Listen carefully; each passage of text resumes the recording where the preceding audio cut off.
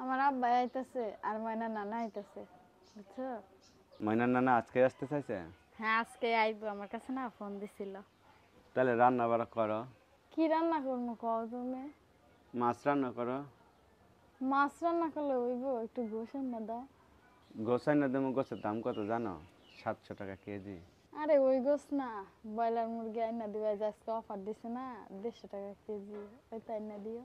Broiler মুরগির offer দিচ্ছে 150 টাকা কেজি। হ্যাঁ, আমাদের এদিকে তো প্রতিদিনই অফার দিতেছে না, তা আজকেও দিছে, তুমি যে ওইটা 2 কেজি নিয়ে আসো। ঘরে টাকা আছে কতটি? 500 টাকা আছে ঘরে। 500 টাকা আছে? হ্যাঁ, তাহলে দাও। আর লগে ½ কেজি পোলাওর চাউল নিয়ে আসে। হ্যাঁ, ½ কেজি পোলার চাল দিয়ে কি করবা?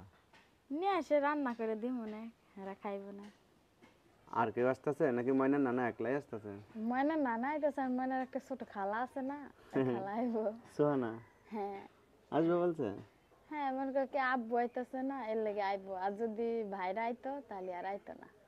তাহলে তুমি ওঠো, যাও, টাকা দাও, ব্যাগ দাও, আমি মুরগি এনে দিই, তাড়াতাড়ি রান্না করো। আচ্ছা, তোমার তাহলে আমি ব্যাগ আর তেলের, তেল তো নাই। তেল নেই? তেল আছে অল্প।